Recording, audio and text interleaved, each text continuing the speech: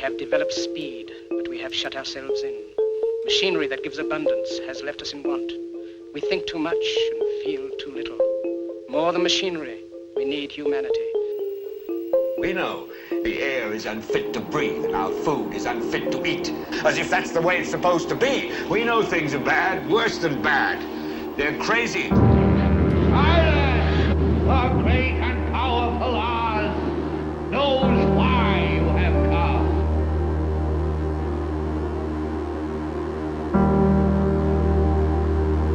You've got to say, I'm a human being. God damn it. My life has value. You have meddled with the primal forces of nature. Don't give yourselves to brutes. Men who despise you, enslave you, who regiment your lives, tell you what to do, what to think, or what to feel, who drill you, diet you, treat you like cattle, use you as cannon fodder. Don't give yourselves to these unnatural men with machine minds and machine hearts.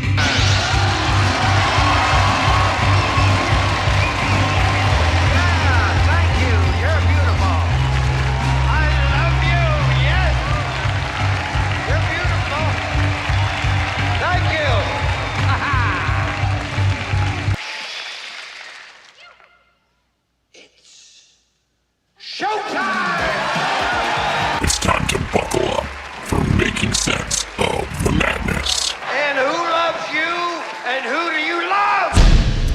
Hey everybody, Jason Bermas here. And last year, TMZ put out a documentary film regarding Flight United 23 on 9/11. And I covered it sparsely, but it was behind a paywall.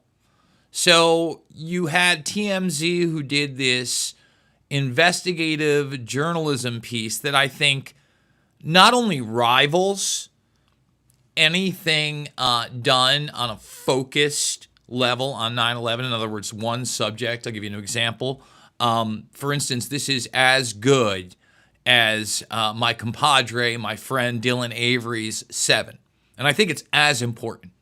You know, I understand that many people are very aware of World Trade Center Building 7. It's something you can show to somebody, and within a minute, they get it. There's something wrong there, and then there's way more to get into.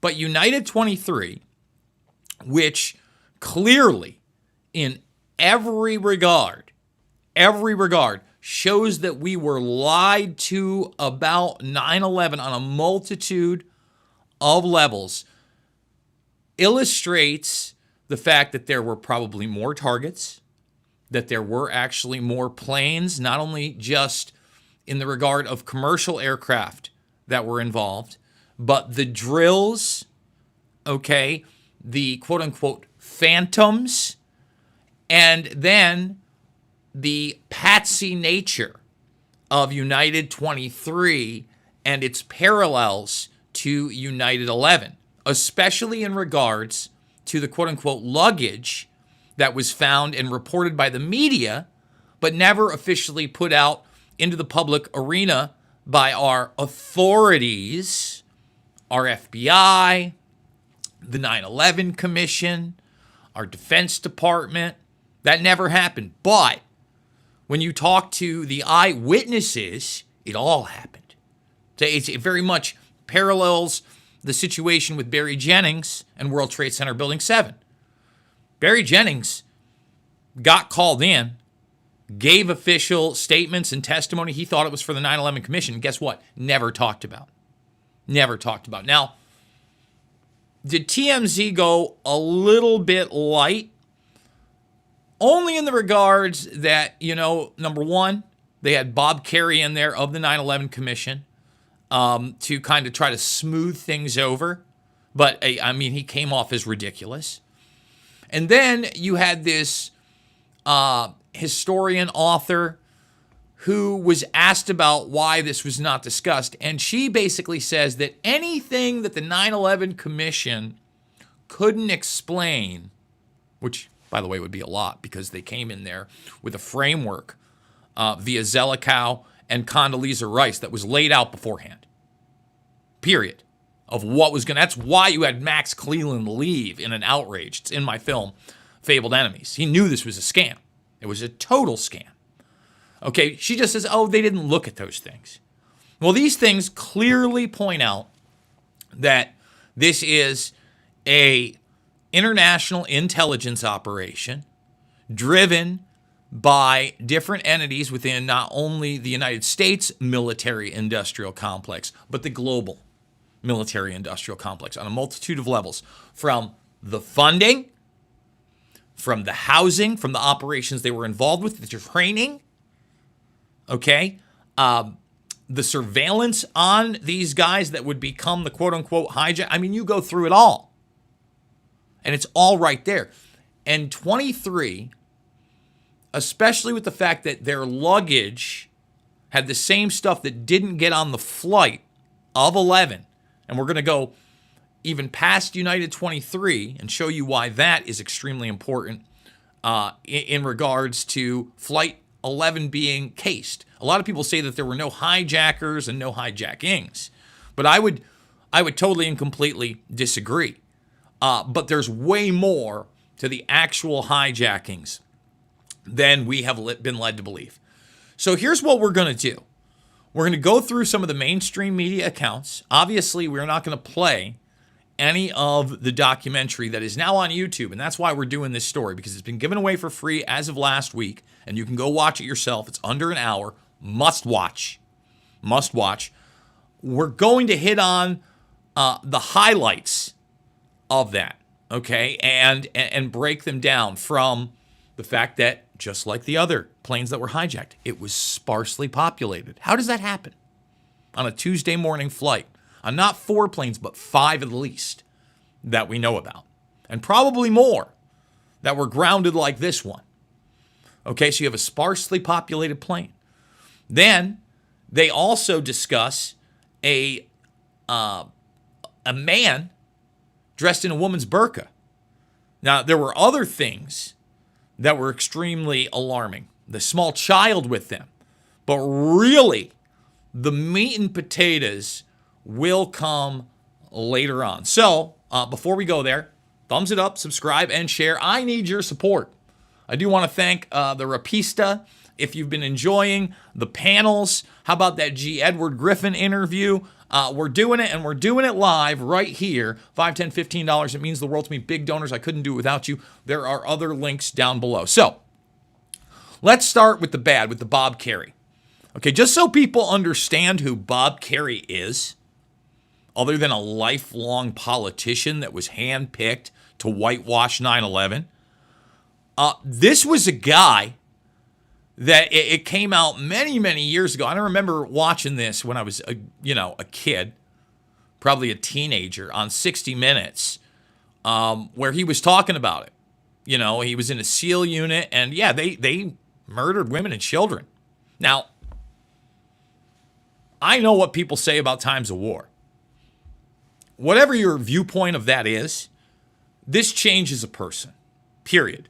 And for somebody who did this and was capable of this to be pushed through into politics, I'm just gonna let you marinate in that. And what do you think about it? And for those that don't know, this is Bob Kerrey.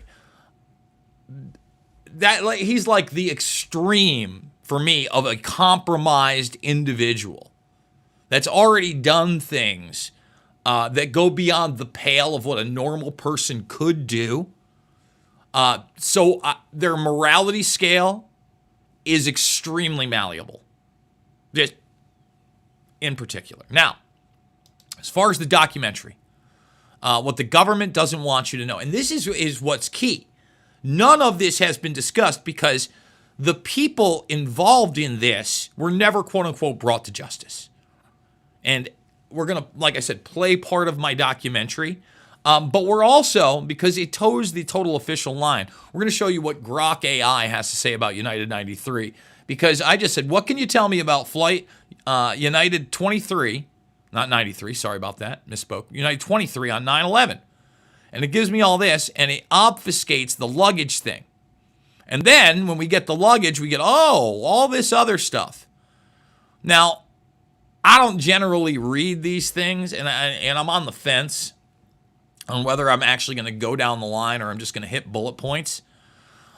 But it's almost like I want to read this on air because it takes the establishment line and it only dabbles its toe in the true implications of United 23 and beyond.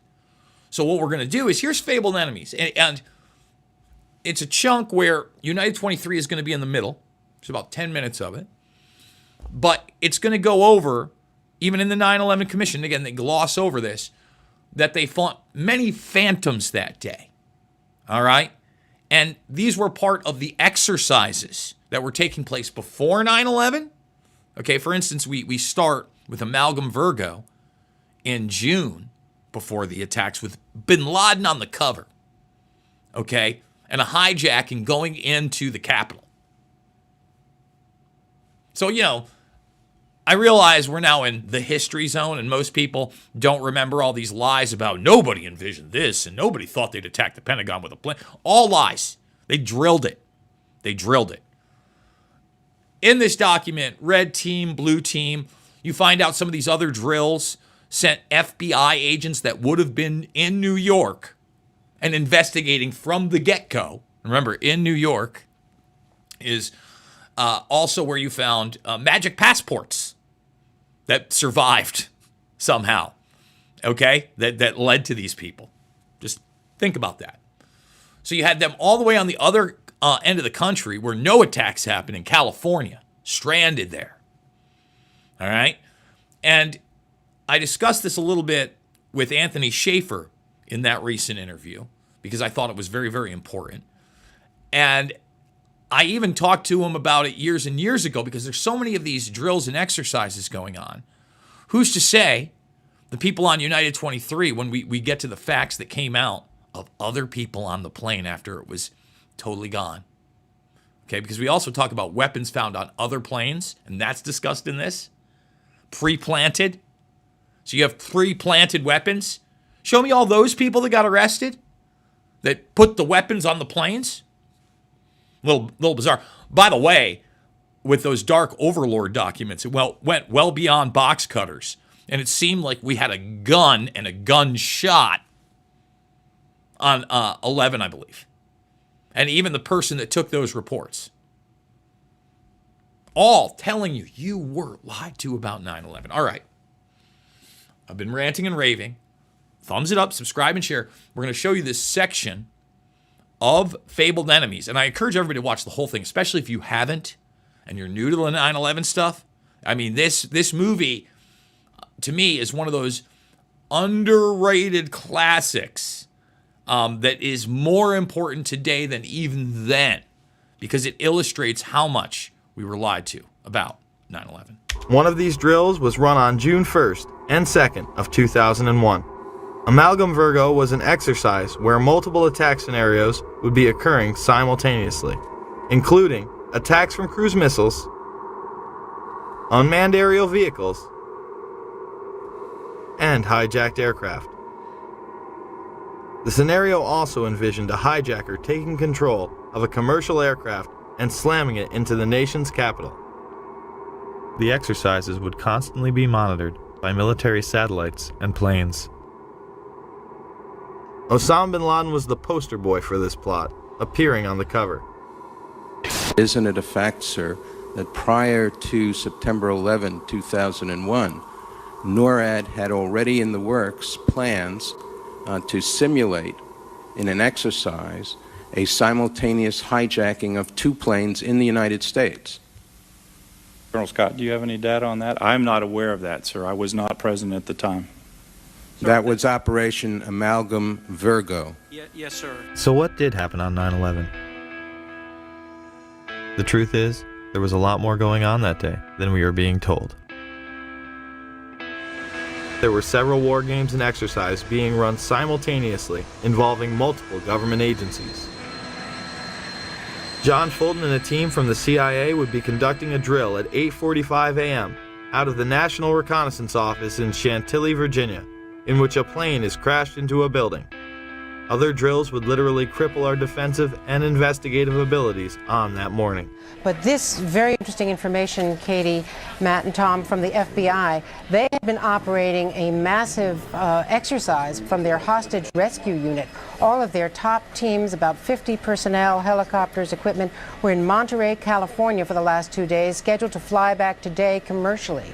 So all of those people are out of place. It's fair to say, according to sources that we've talked to here at NBC, that the FBI rescue operations and other FBI operations are really in chaos right now because they can't reach their officials in New York. All of their phone lines are down, and now you've got all of their special experts on this stuck in Monterey, California, trying to get a military flight back because there are no longer commercial flights. So they are seriously out of pocket, and there is a real breakdown of the FBI anti-terror coordination team, which is, of course, the principal team that would lead any effort. I actually found myself in Montana with 50 state emergency managers, the director of FEMA, his top staff at the National Emergency Management Association conference. Number of emergency managers from New York State, from Pennsylvania, from Virginia, Maryland, the district, most in New England, made the flight on a C-130 last night. It was one of the only flights across the country, a military aircraft. Northern Vigilance would redirect fighter jets out of the northeastern sector to patrol Canada and Alaska. Vigilant Guardian and Vigilant Warrior were exercises involving hijacked aircraft that would go in and out of radar. These would appear real to those involved. We fought many phantoms that day. We got many aircraft calls inbound that morning that turned out to be phantoms. During that time frame, we had multiple aircraft called hijacked all over the country. These exercises would not cease until after United 93 was brought down and the attacks were over. Open line. Surveillance, Sergeant Richmond. Sergeant Richmond, Sergeant Light from Cheyenne Mountain Test Control. How are you? I'm doing fine. Okay, I need you to terminate all exercise inputs coming to Cheyenne Mountain at this time. Copy. And stay on loop until I verify that where the connectivity is disconnected on the exercise side only. Okay, no, do not do any more inputs on the exercise side and stand by. I got Cheyenne Mountain on the line. Terminating all exercise inputs. So, over, in case you didn't know, that exercise. Oh, yes. In fact, more hijackings were thought to be taking place. On the radar scope, and it's not just a video game. It's actually people's lives that you're trying to keep from running into each other. Other planes were thought to have been hijacked and almost shot down. An aircraft inbound to Whitehorse from Alaskan airspace was a hijacked aircraft, and that the military flight crews were aware of this, and they were en route to intercept the aircraft. Some of these war games and their details remain classified to this day. So is it any wonder that Donald Rumsfeld gave these warnings to military personnel the day after the attacks? Finally, I'd like to say a word or two to the men and women in the defense establishment, most of whom deal with classified information. When people deal with intelligence information and make it available to people who are not cleared for that classified information, the effect is to reduce the chances that the United States government has to track down and deal with the people who have perpetrated the attacks on the United States and killed so many Americans. Later in the day, weapons are found planted on several other planes. A U.S. official says of the hijackings, these look like inside jobs. Sources tell Time that U.S. officials are investigating whether the hijackers had accomplices deep inside the airport's secure areas. And then there's the story of Flight 23. As bad as things were on Tuesday, there is a possibility that they could have been even worse. There was some kind of an altercation involving three men described by a Port Authority of New York and New Jersey police source as Middle Eastern in appearance. They attracted the suspicions of the gate staff boarding that flight. They had already gotten on the plane. They're asked to leave the aircraft. They refuse to get off. The airline, following its normal procedures, according to this police source, calls the police, which immediately dispatch an emergency service team. So now you have a squad of heavily armed officers that are coming toward the airplane. And when they get there, the men have vanished. The gate staff can't find them. It matches with the type of flights, the transcontinental flights that were hijacked in the other 4 instances. Another disturbing fact, if indeed there was an altercation and these men felt they had a case to make and were being treated unfairly, you can't imagine they would have disappeared from the airport. They would have stayed around and pled their case with the police. It is extraordinarily unusual to have an airline, after it has boarded passengers, be so suspicious that it's going to ask these customers to get off the airplane. We got a phone call from a law enforcement officer who was on vacation, was in the United Airlines terminal at the time. As soon as he approached, they walked out of the terminal and he looked over. He described them as Middle Eastern in both appearance and dress. Not sure what that means, but that was his description. He said when they left the terminal through the glass doors, he saw them meet a third man, and they then left. Inside the bags, officials found Al-Qaeda instruction sheets, but false identification prevented investigators from ever locating the bag's true owners. Coincidentally, the hijackers' identification would be found the exact same way. There have also been reports of luggage that did not make the plane connection that appears to be tied to one of the alleged perpetrators, and this is being reported by the Boston Globe, and contained within the luggage were supposed to be Arabic language flight training manuals as well as videotapes pertaining to operating an aircraft. Then we have that mysterious suitcase with all of the hijackers' names and all of this incriminating evidence that is supposedly taken by one of the hijackers to the airport. Why, if they are planning on a suicide attack, would they even bother to pack a suitcase? Or if they're just packing a suitcase to look like they're checking luggage, just throw clothes in there.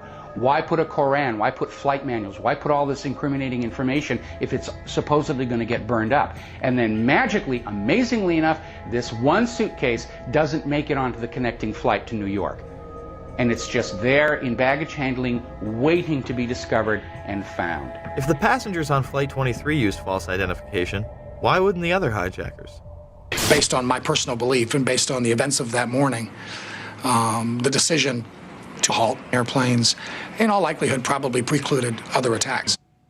Atta and 3 others would do dry runs of the attacks before 9/11.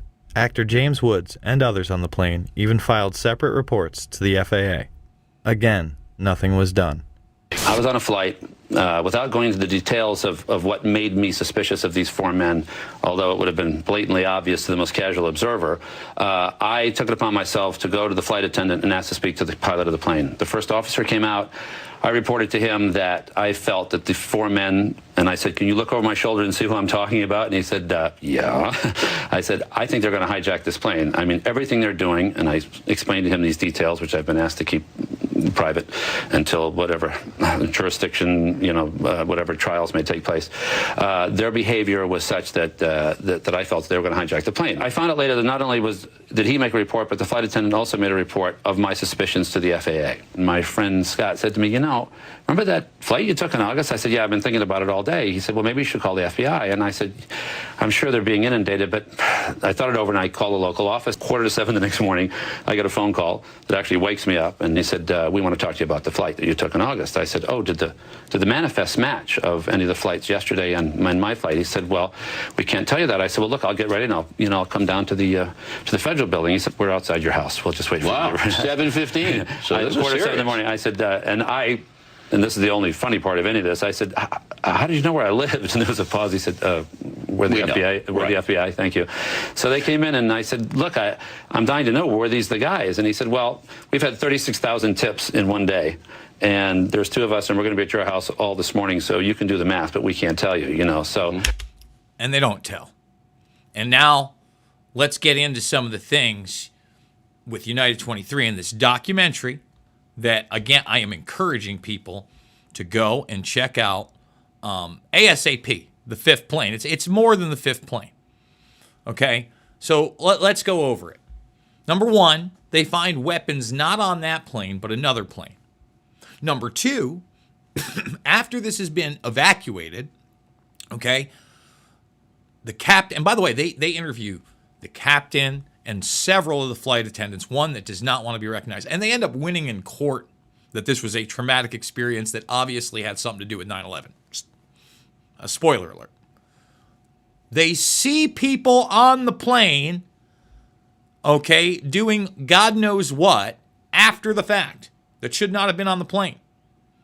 And the hatches that are below where the electrical equipment are opened. Okay? Now think about that. There are a multitude of things that could be going on there. The pilot is convinced that those people entered the plane to get the weapons off, to cover it up. That would be terrible, and that's a possibility. But what if they were in there long before? In other words, they didn't go on after the plane was evacuated, because they show you how you could get on the plane, which again, you question how anybody could get on the plane who's not some kind of an official while all this is going on and the plane's been evacuated, right? But let's say they were in there on the electrical equipment. There have been a lot of talk because of the other planes that were hijacked, the Phantoms, and the maneuvers, whether or not there was remote control or the planes used were the actual ones that were flown in. In other words, the hijackings could have been a diversion, right? And if they're not, then why don't they pick these guys up, right? In my piece that I do, they say they never get them. This piece shows you they did pick somebody up because they did a lineup with the stewardesses on the people, and none of them matched the actual people. Think about that. They set up a phony lineup on top of it. So the fifth plane is a must-watch because it illustrates the multitude, the layers of 9/11 and the lies. Because for that not to be in the commission report, okay, it shows you what a sham that is. And again, it shows you that if they had the same kind of IDs, and then they say they can't get these guys from the IDs, right? But then the other guys' IDs are what show them intel op start to finish. And by the way, Monterey, California, where that exercise was going on, right? That had all these people that would normally be on the East Coast in these divisions investigating this from the beginning. Coincidentally, the vice chancellor of the Defense Institute in Monterey, California, said that Bush knew of the attacks and allowed them to occur. And it turns out that a bunch of the quote-unquote hijackers were students there. Just like you had hijackers in Florida that were listing military bases as their homes and addresses. All in Fabled Enemies for free. I want you to check out the rest of that documentary film, and we've only found more information that really makes that film as important, if not more important today. Thumbs it up, subscribe, share. We don't even have 50 thumbs up on this one, guys. I think it's an important one. Once again, one last time before I make the pitch to donate, go check out the documentary. I would love for TMZ to do a documentary on all of the war games, right? Because the war games have largely been dismissed, but you just saw those things were going on well into the day and weren't stopped until 20 minutes after United 93, the final plane in the attacks, goes down. $5, $10, $15, it means the world to me. BuyMeACoffee.com/Jason Bermas, Bermas. Give me a follow on X. And as always, remember, these issues, it's not a left or right issue, total right and wrong issue. I'm not saying that we're going to get the truth from all the quote-unquote classified 9/11 documents, but we have been lied to on a multitude of levels, and there have been investigations on some level, even that whitewash this stuff, that would tell us multitudes more truth than you could even imagine, unfortunately. Guys, thumbs it up, subscribe, share. I love you, and we'll see you on the flip side.